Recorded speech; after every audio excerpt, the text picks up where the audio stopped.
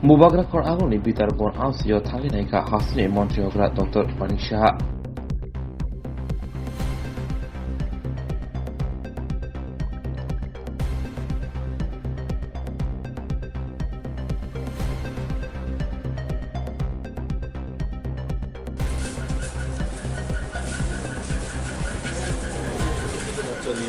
মুখ্যমন্ত্রী সাহেব আইছেন, চিফ মিনিস্টার আইছে, তোমরা সঙ্গে কথা কইতে চিন্তা করেন না দিদি, আমরা আছি, সরকার আছে, আমাদের দলও আছে, সবাই আমরা চেষ্টা করতেছি। এই দুর্যোগের যে ঘটনাটা এটা তো কেউ হাতে নাই, কিন্তু আমরা চেষ্টা করুন যাতে আপনাদের অসুবিধা না হয়, কীভাবে সাহায্য করে যায় সব দিক দিয়ে। এখন আমি মিটিং করে আইছি, আরও অনেক কিছু আপনারা পাইবেন, আপনারা সব পাইবেন। এখন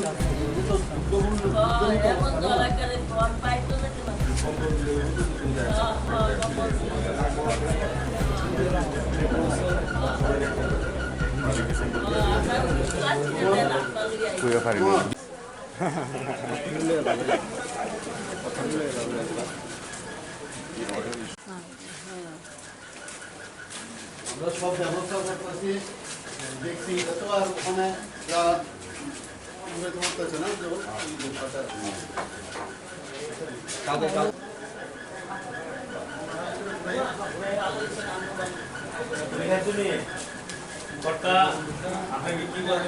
শরণার্থী শিবিরে তারা প্রথমে ঘরেতেই থাকতে চেয়েছিল। ওরা চাইছিল না ঘর ছাড়ুক। কিছু কিছু লোক আছে ভাবছিল যে ঘরকে দেখে রাখবে কে, ইত্যাদি ইত্যাদি এর মধ্যে ছিল। কিন্তু নিজের জানমান তো আগে দেখতে হবে। এখন আসছে ওরা সবাই শরণার্থী শিবিরে, তো ওদের যাতে কোনো অসুবিধা না হয় আমরা সরকারের থেকে তো চেষ্টা করছি। যা যা দরকার আমরা একটু আগেও আমি একটা হাই পাওয়ার কমিটির মিটিং করেছি। আচ্ছা, একটু পরে আপনারা জানতে পারেন কি কি আমরা ডিসিশন নিয়েছি। আর সার্বিক এখানে আমাদের দলের থেকেও চেষ্টা করা হচ্ছে ওদের খাওয়া দাওয়া, জল পানির যাতে কোনো অসুবিধা না হয়। আর সব দিকে আমরা নজর রাখছি।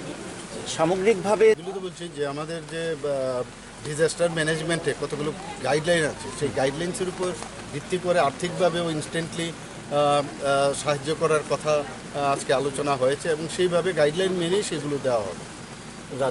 শহর আগরতলা, আমার কাছে যা খবর আছে প্রায় 22টার মতো আমার কাছে খবর এসছে।